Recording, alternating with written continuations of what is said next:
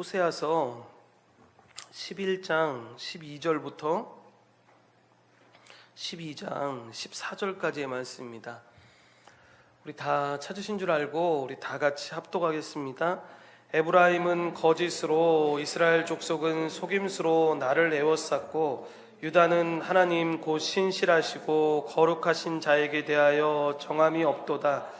에브라임은 바람을 먹으며 동풍을 따라가서 종일토록 거짓과 포악을 더하여 아수르와 계약을 맺고 기름을 애굽에 보내도다. 여호와께서 유다와 논쟁하시고 야곱을 그 행실대로 벌하시며 그의 행위대로 그에게 보응하시리라.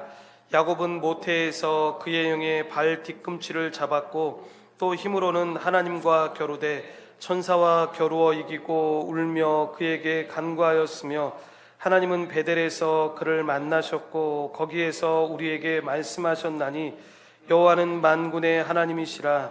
여호와는 그를 기억하게 하는 이름이니라. 그런즉 너의 아버지께로 돌아와서 인애와 정의를 지키며 항상 너의 하나님을 바랄지니라. 그는 상인이라 손에 거짓 저울을 가지고 속이기를 좋아하는도다.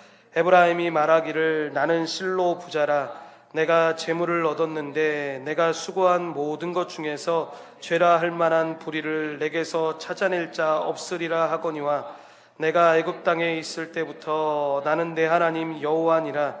내가 너로 다시 장막에 거주하게 하기를 명절날에 하던 것 같게 하리라. 내가 여러 선지자에게 말하였고 이상을 많이 보였으며 선지자들을 통하여 비유를 베풀었노라. 길라앗은 불의한 것이냐? 과연 그러하다.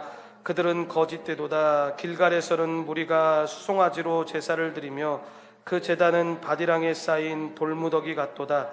야곱이 아람의 들로 도망하였으며 이스라엘이 아내를 얻기 위하여 사람을 섬기며 아내를 얻기 위하여 양을 쳤고, 여호와께서는 한 선지자로 이스라엘을 애굽에서 인도하여 내셨고 이스라엘이 한 선지자로 보호받았거늘 에브라임이 경노하게 함이 극심하였으니 그의 주께서 그의 피로 그의 위에 머물게 있게 하시며 그의 수치를 그에게 돌리시리라. 아멘. 저는 오늘 읽으신 말씀을 가지고 역사가 우리에게 주는 교훈, 이라는 제목을 가지고 하나님 말씀을 전하고자 합니다. 우리는 지금까지 호세아서 말씀을 통해서 이스라엘 백성들이 현실적으로 이 자신들에게 필요한 정치나 경제적 조건을 만족시키기 위해서 하나님을 섬기는 신앙을 왜곡해서 신앙을 하나의 형식으로 치부해온 이 잘못된 행동들에 대해서 우리가 살펴보았는데, 선지자의 계속된 경고와 깨우침에도 불구하고 그들은 고집을 부려서 기어이 멸망의 자리에 이르게 됩니다.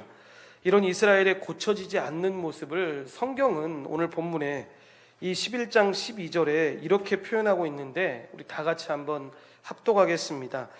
에브라임은 거짓으로, 이스라엘 족속은 속임수로 나를 에워쌌고, 유다는 하나님 곧 신실하시고 거룩하신 자에게 대하여 정함이 없도다 라고 이야기합니다.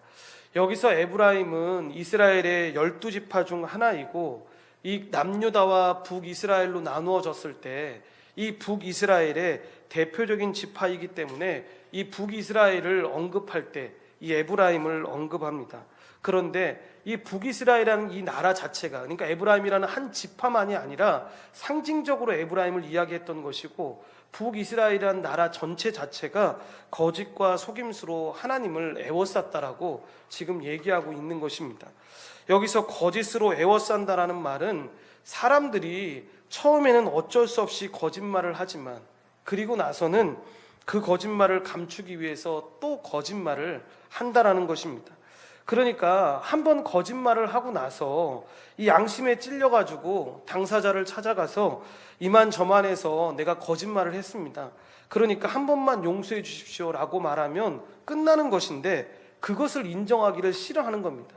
그래서 또 거짓말을 하고 거기에 거짓말을 덧붙이니까 나중 아니는 이 거짓말이 눈덩이처럼 커져서 수습할 수 없을 정도까지 되어버린다라는 것입니다. 이렇게 하는 것이 거짓으로 애워싸는 것이고 거짓으로 도배를 하고 있다라는 표현입니다. 그런데 사실 아무것도 모르는 사람들한테는 이런 것이 통할 수도 있습니다. 그런데 모든 것을 다 아는 사람에게 여러분 거짓말을 감추기 위해서 또 거짓말을 하는 것은 상대방으로 하여금 기가 질리게끔 만들어 버립니다. 그러니까 이스라엘 백성들이 지금 하나님께 하는 것이 바로 그런 것이었습니다. 하나님께서는 그들을 만드신 분이었고 어떤 상태에 있는지 다 알고 있는데 그럼에도 불구하고 여러분 뻔한 일에 대해서 거짓말로 이 속이려고 하는 것이 그들의 모습이었다라는 것입니다. 그러니까 우리가 사람의 입장에서, 여기 계신 어른들은 부모의 입장에서 봤을 때에도 아이들한테도 독특한 버릇이 있지 않습니까? 거짓말을 할 때 되면 독특하게 눈을 마주치지 못한다거나 순수하기 때문에 다른 이상한 딴짓을 하면서 거짓말을 아이들이 할 때가 참 많지 않습니까? 그런 거를 보고도 부모가 야, 이놈이 거짓말을 아빠가 뻔히 알고 있는데도, 엄마가 뻔히 알고 있는데도 하고 있구나 라고 할 때 내 자식이니까 한두 번 넘어갈 수 있는데 그걸 계속 하게 되면 여러분 질릴 거 아닙니까? 그리고 어느 날에는 정말로 강한 진노가 발해지지 않겠습니까? 하나님의 입장에서도 마찬가지라는 겁니다.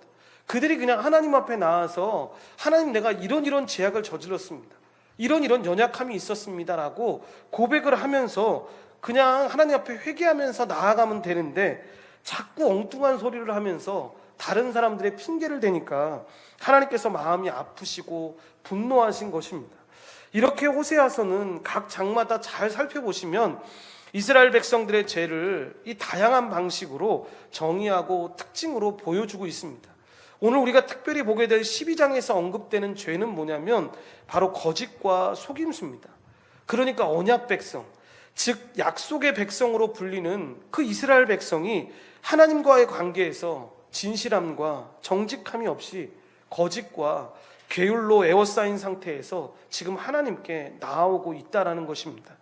또한 얌유다는 정함이 없다라고 고백하고 있는데 이 정함이 없다라는 건 뭐냐면 제멋대로 행했다라는 것입니다. 그러니까 하나님께 제멋대로 행하는 남유다 역시, 그러니까 하나님의 이 심판의 경고를 이런 피할 수가 없다는 말씀입니다. 본문 12장 1절 말씀을 합독하겠습니다. 에브라임은 바람을 먹으며 동풍을 따라가서 종일토록 거짓과 포악을 더하여 아수르와 계약을 맺고 기름을 애굽에 보내도다라고 이야기합니다.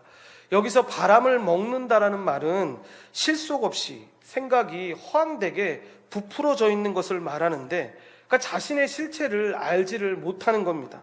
그래서 누군가가 지켜 세우는 말만 듣고 자기가 마치 대단한 사람인 것처럼 착각하는 것을 이야기합니다. 그리고 여기서 말하는 동풍은 아주 무서운 것인데 실제로 이 동풍은 아라비아 사막에서 불어오는 것으로 한번 불어오면 모든 것을 다 죽이고 파괴시켜 버립니다. 그러니까 이 본문에 나오는 바람을 먹으며 동풍을 따라간다는 것은 지금 자기들이 가는 길이 어떤 길인지 모르고 얼마나 무서운 길인지도 모르고 따라가고 있다라는 뜻인데, 지금 당장은 좋지만 조금 지나면 그가 얼마나 거짓된 사람에게 속았는지 알게 될 것이다라는 말입니다. 하나님께서 이스라엘 백성들에게 원하시는 것, 즉 하나님의 백성이 복을 받는 길은 여러분 성경 전체에 나오지만 의외로 간단하지만 어렵습니다. 왜 간단하다라고 이야기하냐면 하나님 나라에 하나님 백성이 살아가면서 복을 받는 비결은 딱 하나밖에 없습니다. 그 하나님의 말씀에 순종하며 살아가면 하나님께서 주시는 복으로 우리가 어디로 가야 할지 다 인도해 주시고 복을 주십니다. 그런데 이 철저하게 자신의 삶을 맡기면서 그렇게 순종하며 나아가면 하나님께 복을 받지만 하나님이 책임을 져주시지만, 그렇지 않을 때에는 하나님의 백성이지만 하나님의 백성들이 하나님 백성답게 살지 못할 때 징계를 받게 되고 포로로 끌려가거나 죽임을 당하는 경우들을 보게 됩니다. 그런데 이 역사가 지금 우리가 보고 있는 호세아서에 나오는 이 역사에만 나오는 게 아닙니다. 태초에 아담과 하와도 그랬지 않습니까? 그리고 지금 이 아담과 하와 이후로부터 지금까지 내려오는 모든 역사가 그러지 않습니까? 하나님의 백성이 하나님 말씀에 철저하게 순종하고 그 말씀대로만 살아가면 하나님께서 그 인생을 책임져 주시고 그 땅 가운데서 복을 내려주셨습니다. 그런데 항상 어려움을 당하거나 고통 가운데 있을 때의 특징은 다른 게 아닙니다. 하나님 백성이 하나님 말씀에 순종을 하지 않고 하나님의 뜻을 알지 못하고 걸어가는 것입니다.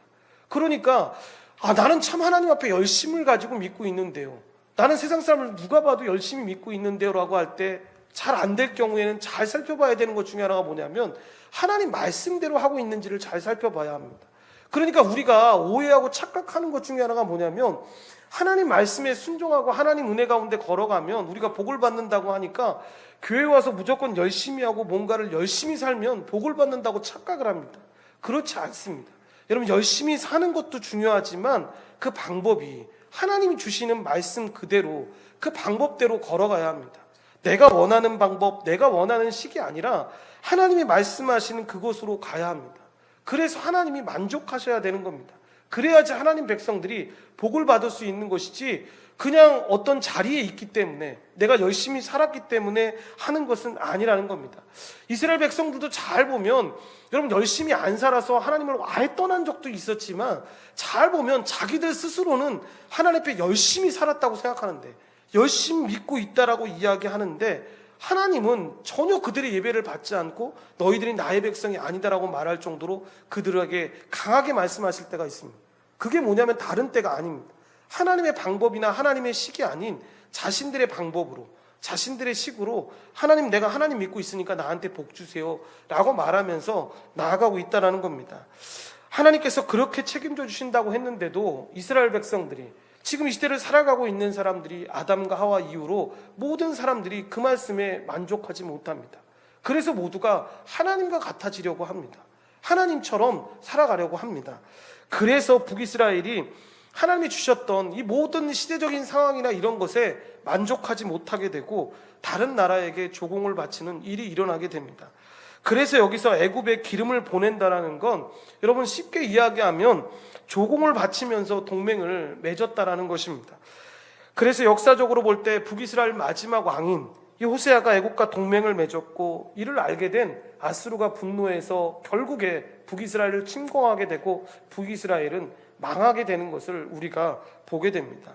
나라가 어려울 때 이 부분을 보면서 주변국들과 외교를 잘 맺어서 이 나라의 안보를 꾀하는 것이 틀린 일은 아니지 않습니까? 라고 말할 때 여러분, 틀린 일 아닙니다.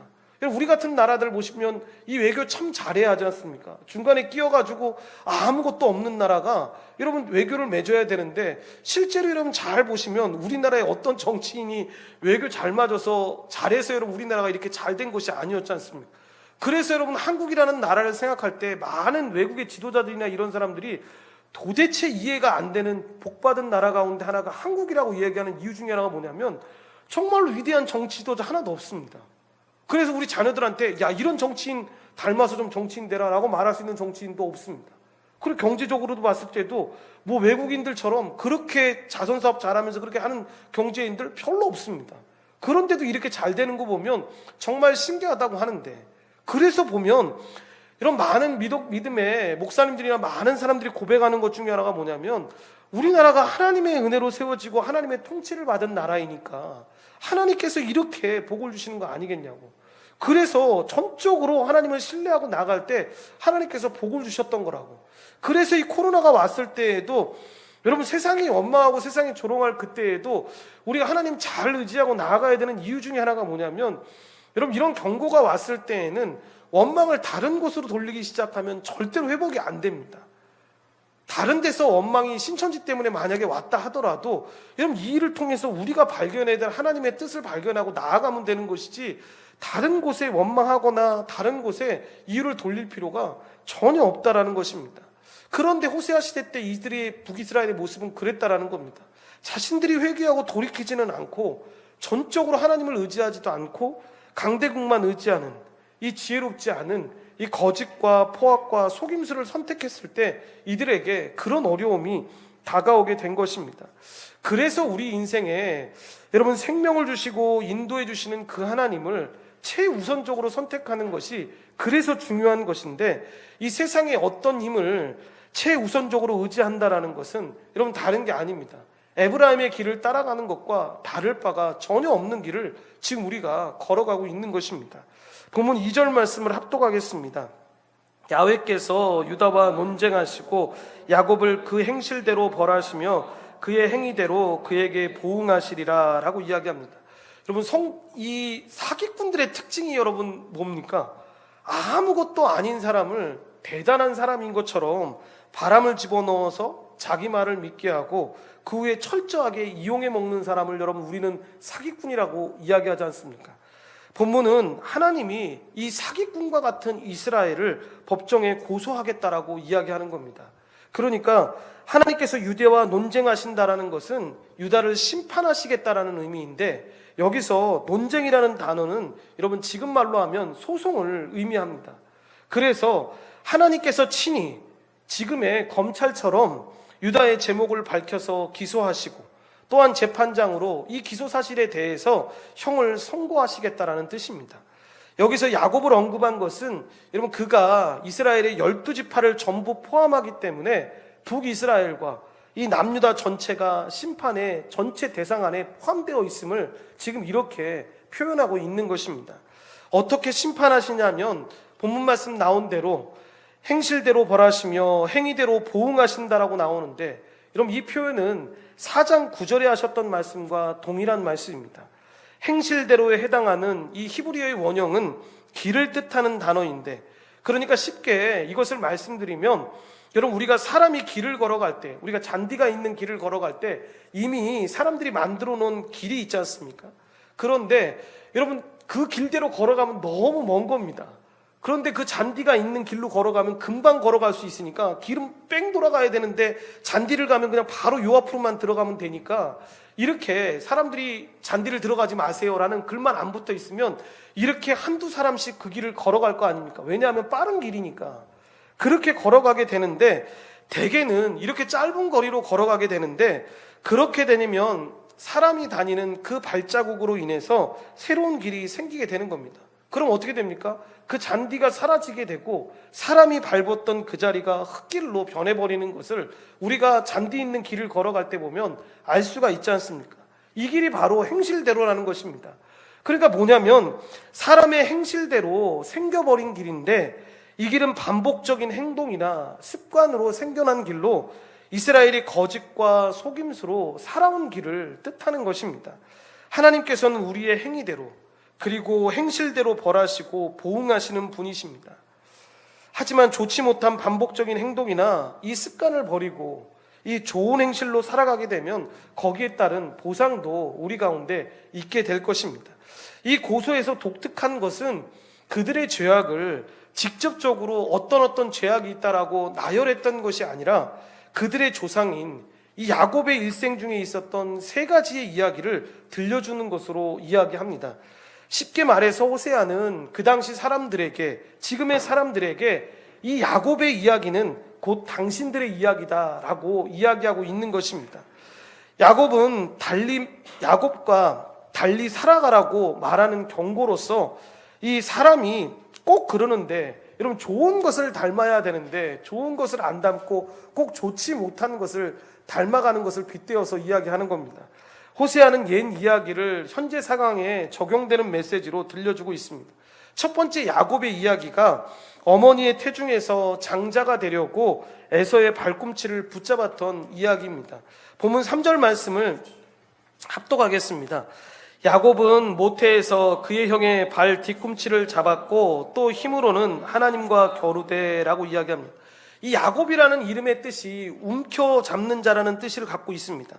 그러니까 그의 인생 전체를 보면 이름 정말 잘 지었다라고 생각할 정도만큼 그렇게 움켜잡는 그런 인생을 살았던 사람이 야곱이었습니다. 형의 장자권을 움켜잡으려고 온갖 속임수와 깨를 동원했던 그가, 여러분 이미 어머니 태중에서부터 형의 장자 권한을 빼앗으려고 여러분 움켜잡으려고 하였고, 결국 우리가 너무나도 잘 아는 이 팥죽 사건을 통해서 이 간교한 속임수로 이 장자 권한을 빼앗게 되지 않습니까? 얼마나 원통했던지 형인 에서가 여러분 이렇게 애통하게 소리 지릅니다. 그자의 이름을 야곱이라 함은 정말 잘 지은 이름이다. 왜냐하면 그가 2번씩이나 나를 탈취했다라고 이야기합니다. 이 이야기를 통해서 호세아는 이스라엘에게 이야기하는 겁니다. 너희들도 처음부터 그렇게 야곱처럼 자기중심적이었고 남의 것을 강탈하는 자들이었다라고 그들을 빗대어서 이야기하고 있는 것입니다. 2번째 이야기는 야곱이 20여 년 후에 하란에서 귀국하면서 야복강 나루터에서 있었던 이야기인데, 본문 4절 말씀을 합독하겠습니다. 천사와 겨루어 이기고 울며 그에게 간구하였으며 하나님은 베델에서 그를 만나셨고 거기에서 우리에게 말씀하셨나니 라고 이야기합니다. 장자권을 이 에서가 속임수로 뺏긴 다음에 여러분 야곱을 죽이려고 합니다. 그러니까 이 사실을 어머니인 리브가가 먼저 알게 되고 여러분 자신의 아들 살려야 되니까 자신의 오빠가 있는 이 야곱에게는 외삼촌인 라반의 집으로 이 야곱을 보내게 됩니다. 문제는 이 라반이 야곱보다 10배는 더 되는 사기꾼이었다라는 겁니다. 사기꾼보다 더 사기꾼을 한테 이 자식이 가게 됩니다. 거기에 있으면서 아내를 얻게 되고 자식들을 얻게 됩니다. 그리고 자기 살 길 찾아서 고향으로 돌아오려고 하는데 형 에서가 여러분 어떻게 합니까? 400명을 이끌고 야곱에게 복수하기 위해서 달려오는 것입니다. 그러자 야곱이 여러분 자기 살려고 어떻게 합니까? 재물을 보내서 이 뇌물 받고 형의 마음이 풀리기를 바라는데 풀리기는커녕 더 극렬하게 죽이겠다고 달려옵니다. 그래서 자식하고 아내를 먼저 보내고 자기 혼자 남았습니다. 그럼 의기양양하게 그곳에 있으면서 아롱진 양이라든가 색깔 다른 양들을 통해서 복을 받았다라고 생각해서 돌아오는데 여러분 그때 비로소 자신의 절대 한계에 부딪히게 되는 겁니다. 하나님을 의지하지 않는 사람들은 여러분 이렇게 반드시 절망과 한계를 갖게 됩니다. 야곱에게 있어서 절대 한계는 그 당시에 에서였습니다. 그 절대 한계 앞에서 야곱은 혼자 야곱 강가에 서 있게 되는데 야훼의 사자가 왔고 기도하고 있다가 누군지도 모르고 씨름을 하게 됩니다.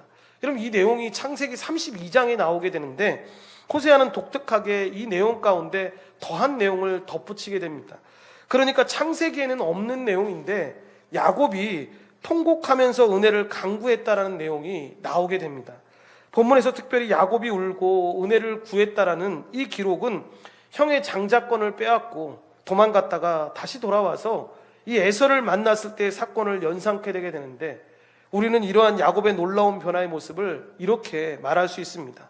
자신만을 위해서 이 어머니의 모태에서 형을 몰아내려고 했던 그 야곱이 이제는 에서 앞에 울면서 그의 호의와 은혜를 구하게 되었다라는 것입니다. 변화되었는데 여러분 이유가 다른 게 아니었습니다.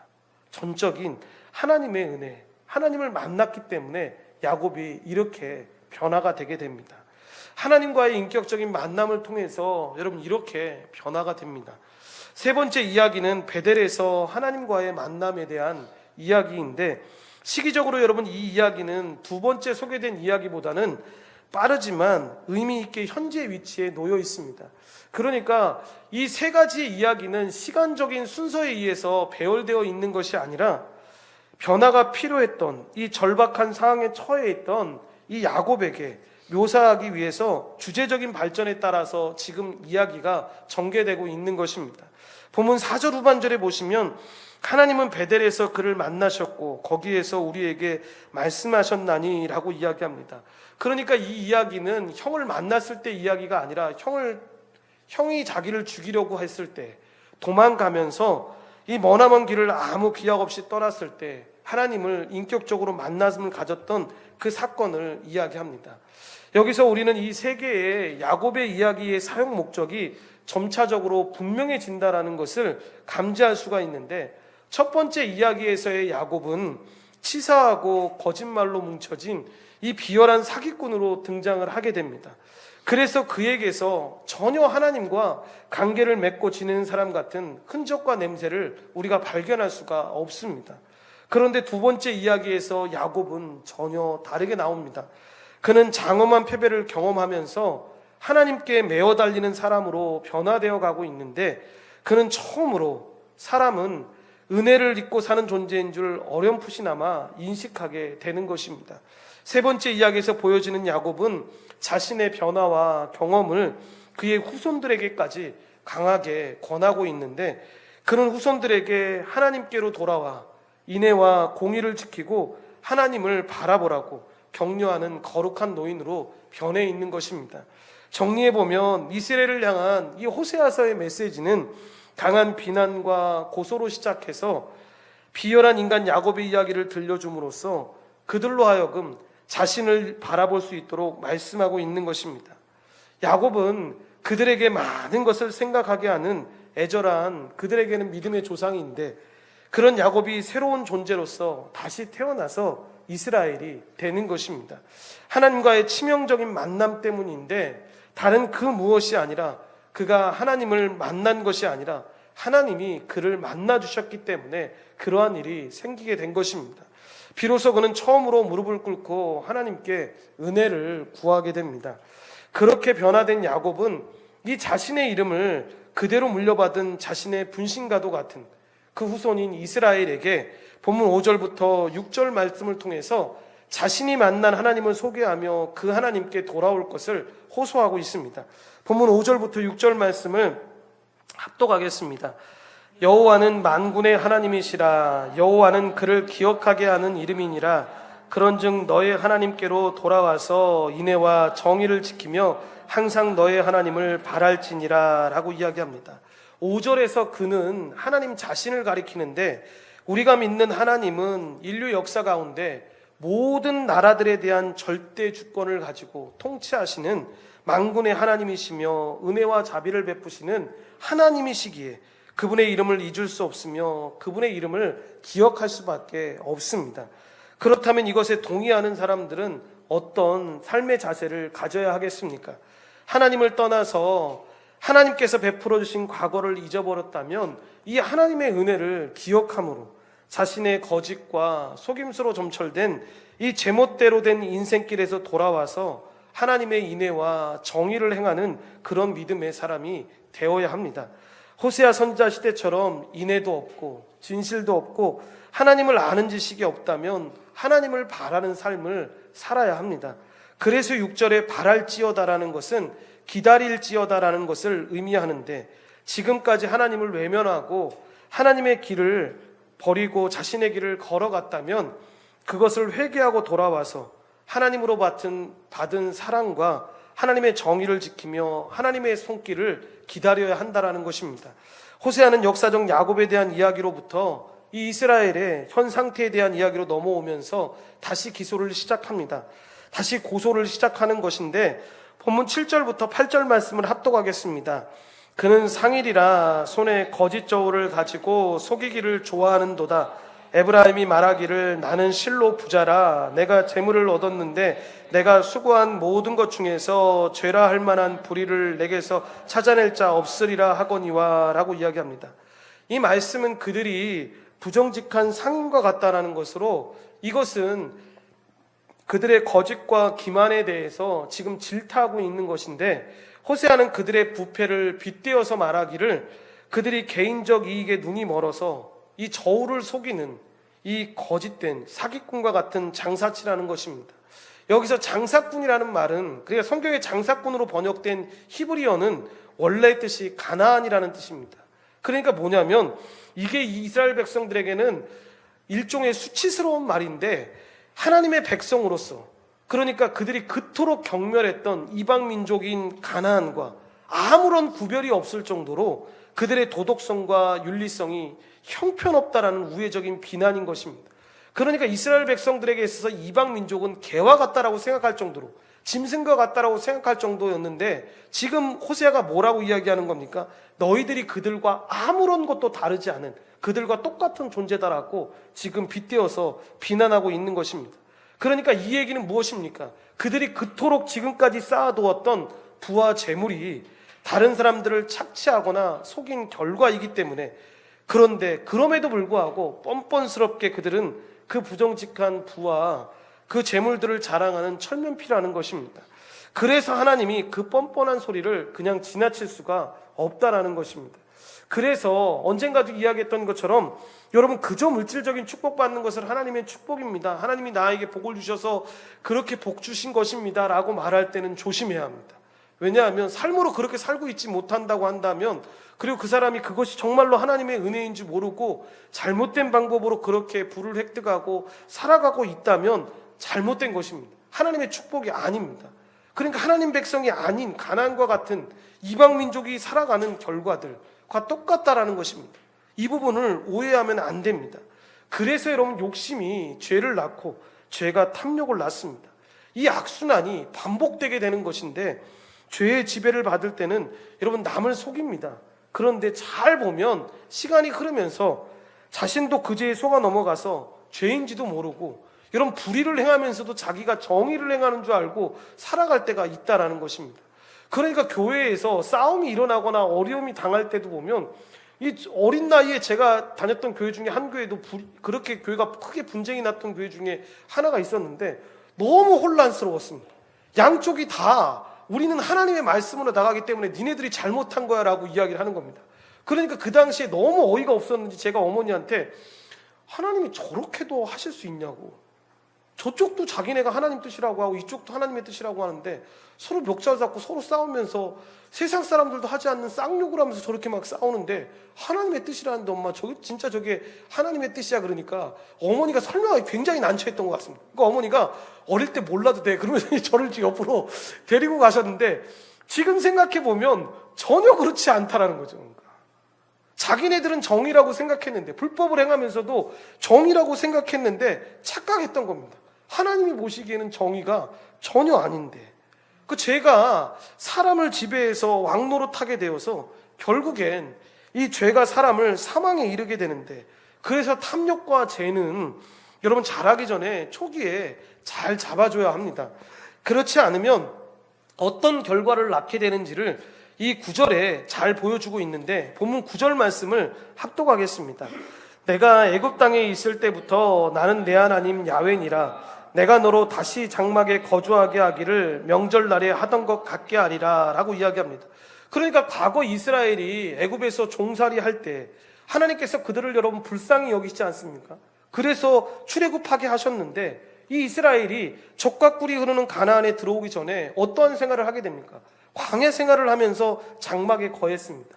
그러니까 본문 말씀에 나오는 명절날은 이스라엘의 3대 절기인 이 장막절을 뜻하는데, 이 장막절은 이스라엘 백성들이 광야 생활 가운데 베풀어 주신 이 하나님의 은혜를 기념하는 절기이기도 하지만, 이 부분에서 지금 설명하고 있는 것은 40년 광야의 장약 생활이 어떻게 시작된 겁니까? 하나님을 불신했기 때문에 광야에서 여러분 그렇게 어려움을 당했던 것 아닙니까? 그러면 현재 이스라엘이 다시 장막에 거한다라는 것은 무슨 얘기냐면, 그 축복을 이야기하고 있는 것이 아니라 하나님을 불신하고 외면함에 대한 이 고난을 너희들이 다시 겪게 될 것이다라고 지금 경고하고 있는 것입니다.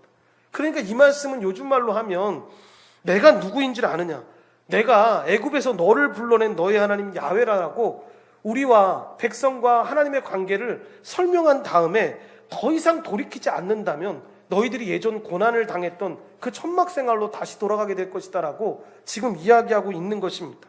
여러분, 이 말은 단순히 천막에서 생활하는 그런 삶을 이야기하는 게 아니라 모든 삶에서 모든 인생이 다시 엉겅퀴와 가시덤불로 덮인 이 폐허와 황량함이 넘치는 삶으로 돌아갈 것이다라고 이들에게 말하고 있는 것입니다.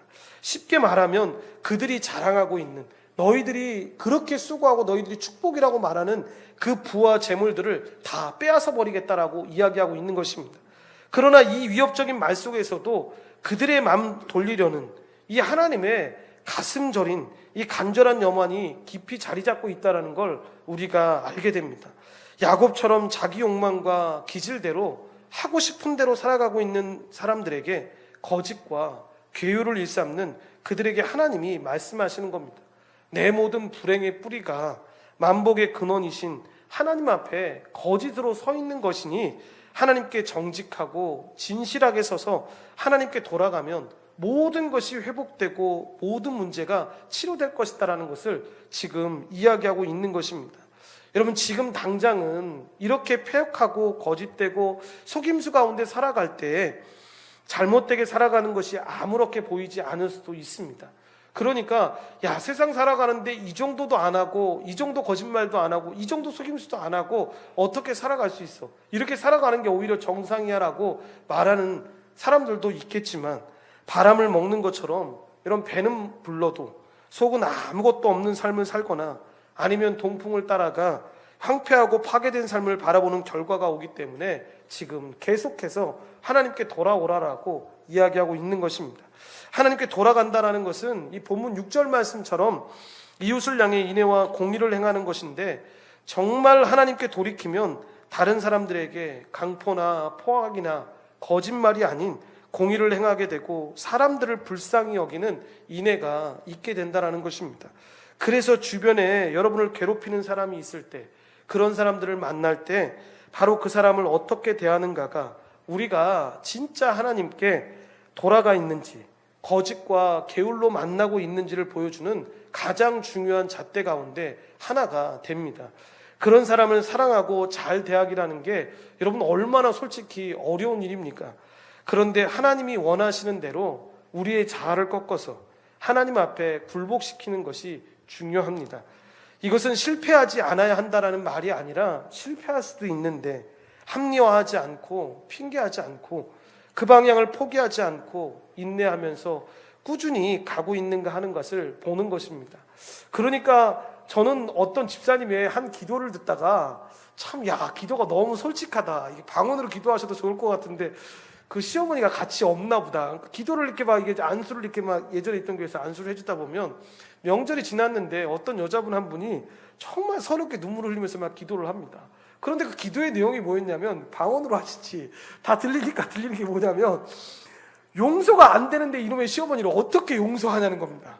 하나님 마음을 주시는데 기도를 하는데 이 용서가 안 돼. 그게 우리말로 계속 기도를 하니까 들릴 거 아닙니까? 그러니까 이게 저도 이제 결혼하고 나서 이제 기도를 이렇게 해주니까 참 마음이 아픈가 보다 하고 간절히 기도를 해줬는데, 내가 좀 친한 분이 뭐 이런 기도는 좀 방언으로 좀 하지, 이런 기도는 다른 사람이 다 들을 텐데, 그래가지고 그런 마음이 좀 들 때가 있었습니다.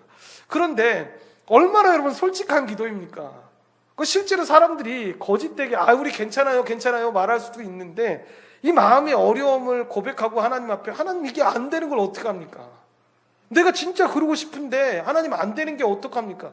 그런데도 하나님이 역사하시면 하나님 뜻대로 내가 순종하며 가겠습니다, 하나님이 힘주시면 하겠습니다라는 이 기도가 저는 정말로 솔직한 기도인 것 같고, 이스라엘이 하나님께 드려야 했던 기도가 바로 그런 기도였습니다. 사람들이 다 타락해 있는데, 다 제약 가운데 걸어가는데 하나님 나 혼자 이렇게 믿음으로 걸어가는 게 너무 힘듭니다. 그래도 하나님 내가 넘어져도 다시 하나님 붙잡고 나가겠습니다라고 기도하는 기도가 필요했는데, 그들이 그런 기도를 했던 게 아니라 그냥 이렇게 살다 보니까 부해지네, 잘 살게 되네, 그러니까 하나님이 축복하시니까 잘 사는 거지, 하나님이 축복하시니까 내가 이렇게 잘 사는 거지 라고 생각을 했다는 겁니다. 불의인 줄 알면서도 어느 정도 시간이 지나고 나니까 불의가 오히려 정의인 것처럼 착각하면서 그렇게 살아갔다라는 것입니다.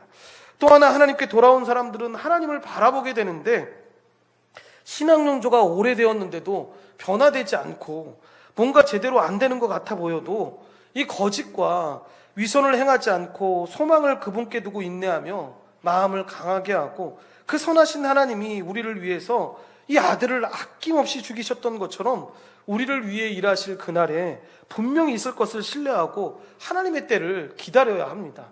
그러니까 우리는 예수 믿고, 우리가 예수를 믿고 나서 하나님을 바라보게 되면, 이 자녀들이 잘 모를 때 그런 것 같습니다. 엄마 아빠들이 교회에서 은혜 받고 돌아와가지고 막 은혜로 막 찬송가 부르고 막 복음가가 부르면 애들이 우리 엄마 잠깐 또 무슨 주사 같은 거 맞았나 보다라는 생각이 들 정도로 잠깐만, 그러고 또 이제 화가 나면 막 화를 내니까 막 내가 주님의 사랑으로 너한테 잘못했어 미안해 막 용서하면 애들이 그 앞에서는 또 같이 웃다가도 비웃을 때가 있지 않습니까? 엄마는 꼭 그럴 때만 그러더라고요. 또 시간 지나가면 또 그러지만, 근데 그게 정상인 겁니다. 근데 여러분, 그렇게 하나님 앞에 기도하면서 자기 삶을 돌아보는 것 아니겠습니까? 그거를 그냥 당연하게 습관처럼 반복되는 게 아니라 그런 일들을 계속 겪으면서 우리가 깨닫는 거지 않습니까? 하나님을 계속 바라보는 거지 않습니까? 그렇게 나가는 게 필요했는데 그렇지 않았던 겁니다. 그래서 하나님이 우리를 실망시키시고 때로 기대했던 길과 전혀 다른 길로 우리를 인도할 때에도 성도는 하나님의 그 선하심과 온전하심을 부정하지 않고 기대하고 바라면서 시간이 지체되어도 지치지 않고 낙심하지 않아야 됩니다. 그러니까 우리에게 변화가 안 보여도 하나님을 바라는 것입니다. 야곱 자신을 직면하게 하는 것이 바로 야복권 사건의 핵심이었습니다.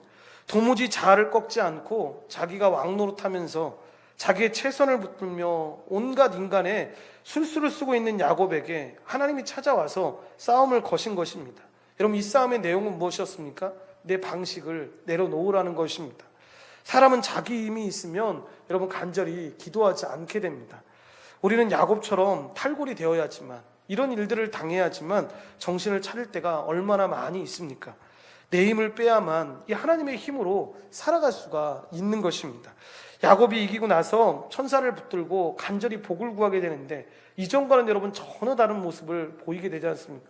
이전 같았으면 무슨 기도했겠습니까? 더 많은 재산 주십시오, 더 많은 땅 주십시오라고 기도했을 만한 사람이 뭐라고 이야기합니까? 하나님의 신실하신 공급과 이 도우심과 능력을 구합니다. 여러분, 주님이 왜 야곱의 이야기를 하십니까? 우리가 바로 거짓과 계율을 일삼는 그런 야곱과 같은 사람이지만 야곱처럼 진실로 자신의 한계와 연약함을 인정하고 하나님께로 돌이켜 간구할 때 진짜 복된 믿음의 삶이 기다리고 있다라는 것입니다. 그런데 안타깝게도 호세아 시대의 그들은 전혀 그분의 음성을 듣지 못했습니다. 하나님이 원하시는 것은 죄를 인정하고 자아가 깨트려져 겸손한 심령으로 하나님 앞에 나오는 것인데 그들은 죄를 밥 먹듯이 지으면서도 누가 나를 죄로 책잡을까라고 생각했습니다. 나 같은 의인이, 나같이 복받은 사람에게 누가 뭐라고 할 수 있어라고 착각하면서 살아갔다라는 것입니다. 그럼 우리도 마찬가지입니다. 성경도 안 보고 이 변화도 안 돼서 마치 야곱이 에서의 뒤꿈치 잡는 그런 수준에 있으면서도 하나님이 나를 얼마나 사랑하는지 몰라요 하면서 자기를 모르고 살아가면 여러분 안 됩니다. 그러니까 하나님 앞에 섰을 때, 말씀 앞에 섰을 때, 이 복음을 겸비했을 때, 복음 앞에 마주되어 있을 때 사람들이 그렇게 한없이 자신의 연약함을, 낮아짐을 경험하는 게 뭐냐면 그때야 비로소 내가 누구인지를 알기 때문에 그렇습니다. 그러니까 교회 안에 있으면서 내가 누군데, 내가 교회를 위해서 뭐를 했는데 라고 하는 사람들은 대부분 보면 그 직분이 뭐든 간에 상관없이 그 복음을 제대로 마주보고 있지 못하는 겁니다. 복음을 마주보고 있으면, 복음을 제대로 마주했다면, 경험했다면 여러분 고백이 나오는 것들이 어떤 고백이 나와야 합니까? 어떻게 나 같은 사람이, 어떻게 나 같은 죄인이, 이런 죄인이 하나님의 말씀을 전하는 자로, 이 말씀 가운데 거하는 자로 내가 설 수 있는 이런 은혜가 나한테 어떻게 임했는지를 경험하게 되는 것입니다. 그래서 여러분 죄에 대한 설명, 특별히 이번 주에 우리가 죄를 사함받는다라는 설명을 이 사도신경에 나오는 설명을 보게 되는데 여러분 이것을 볼 때도 그런 겁니다. 그러니까 죄를 더 깊이 알아가면 알아갈수록 죄가 무엇인지 알고 죄가 어떤 것인지 내가 그 죄 가운데 어떻게 살았던 사람인지를 제대로 알게 되면 그 죄사함을 받았다라는 것이 얼마나 내 삶 가운데 큰 축복이고 다시는 그 죄 때문에 넘어지지 않는 신분이 된 게 얼마나 우리 인생에 큰 축복인지를 깨달아 알 수 있는 것입니다. 하나님은 죄를 깨닫지 못하는 사람들에게 본문 10절 말씀처럼 말씀을 부지런히 보내시는데 합독하겠습니다. 내가 여러 선지자에게 말하였고 이상을 많이 보였으며 선지자들을 통하여 비유를 베풀었노라 라고 이야기합니다. 그러니까 거짓과 계율을 깰 수 있는 방법은 다른 게 없습니다. 말씀밖에는 없는 것입니다. 말씀이 와서 거짓과 계율, 미신과 악이 뭔지를 보여줘야지만 그때부터 사람들이 보호받고 변화되고 믿음에 서고 강인해지게 되는 것인데 문제는 말씀을 아무리 보내도 들으려 하지 않는다라는 것입니다. 그러니까 여러분 우리가 기도를 참 열심히 해야 합니다. 기도 생활을 참 열심히 해서 기도를 해야 되지만 말씀을 꼭 같이 봐야 합니다. 왜냐하면 이거를 같이 안 하면 여러분 이게 삶에 항상 보면 이거를 제가 교회 다닐 때에도 제일 많이 들었던 왜곡된 표현 중에 하나가 뭐였는데 성령 충만은 어떤 게 성령 충만입니까? 라고 물어보면 대부분의 사람들이 자기가 기도 열심히 하고 나서 후련해지면 성령 충만하다라고 표현을 합니다. 그게 성령 충만이 아닙니다, 여러분.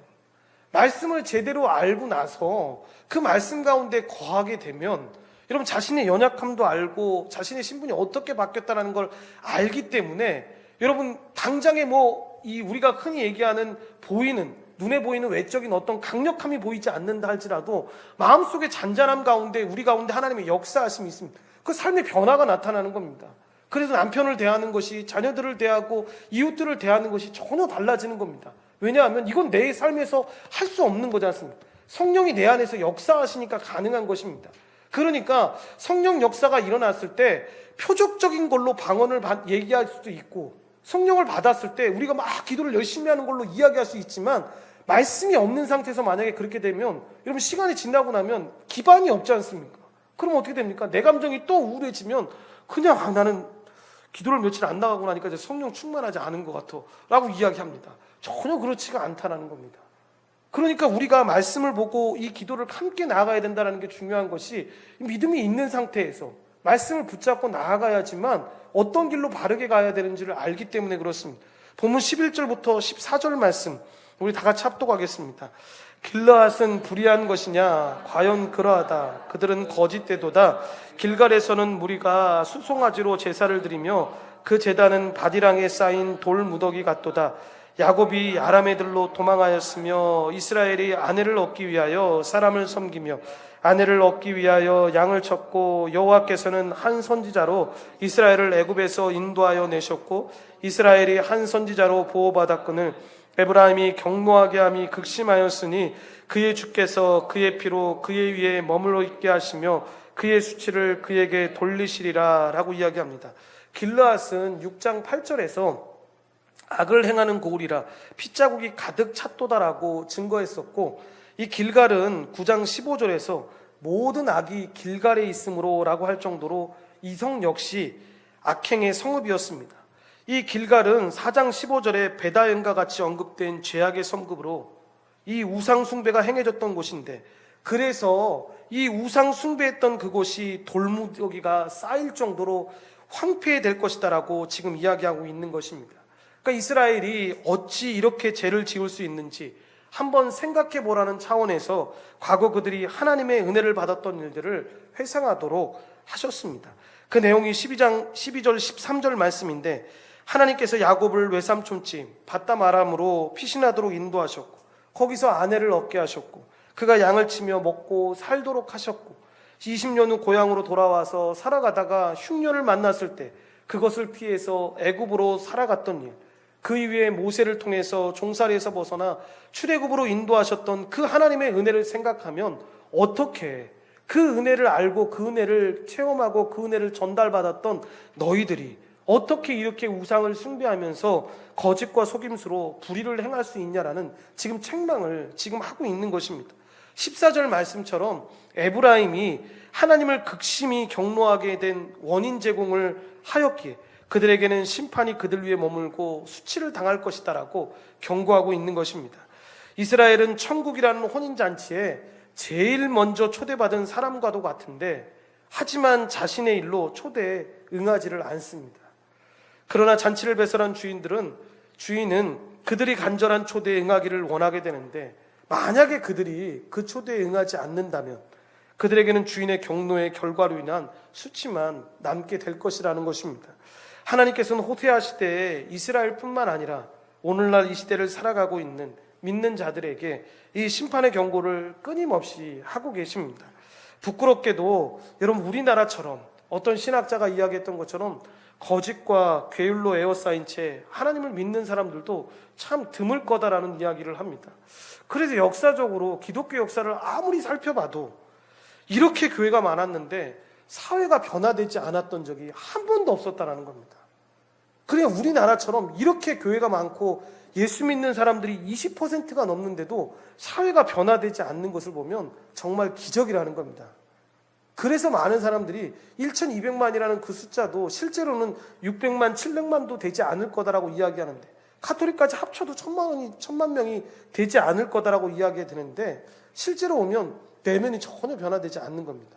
우리가 좋은 교지의 표지를 볼 때 이야기했던 이 성례나 성찬 같은 것들을 함부로 대하고 직분들을 함부로 대하기 시작하면서 정말로 이 권징이나 이런 것들이 제대로 시행되지도 않고, 그래야 같은 이름이 몇 교회에 계속 등록되어 있고 이런 일들이 가능하다라는 겁니다.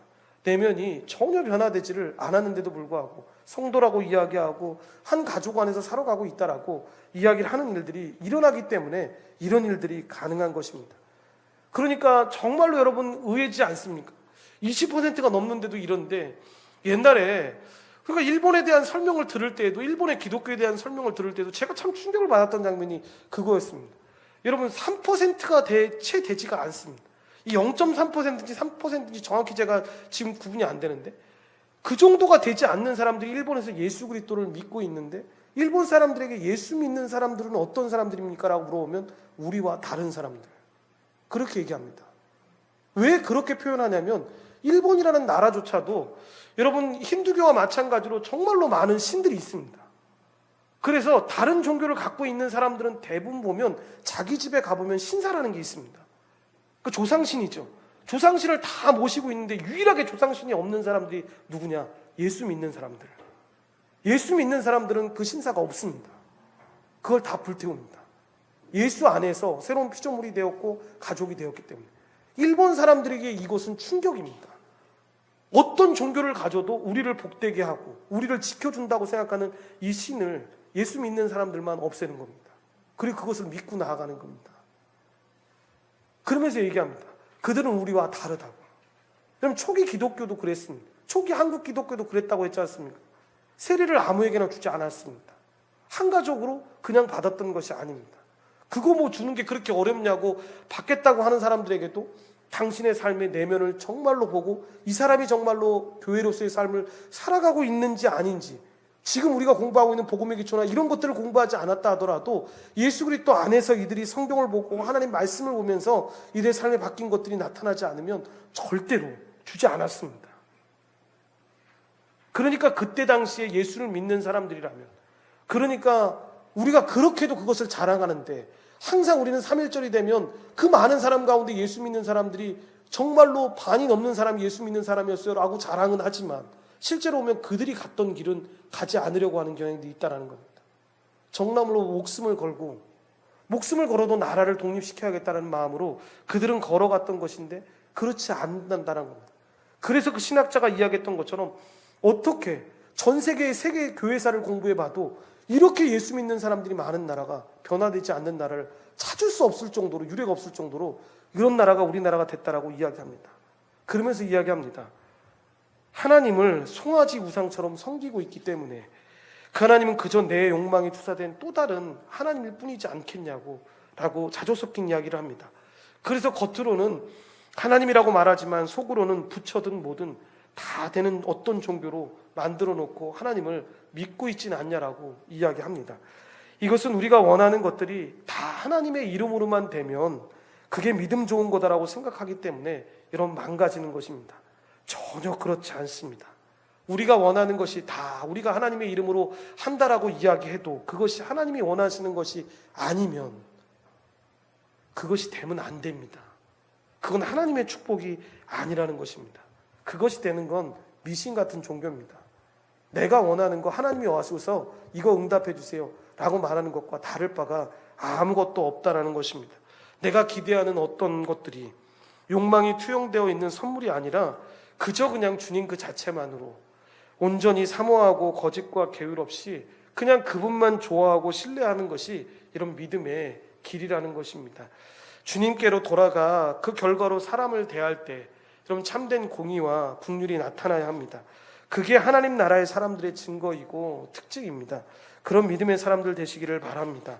하나님의 궁극적인 목적은 심판이 아니라 그들이 돌아오는 것이었습니다.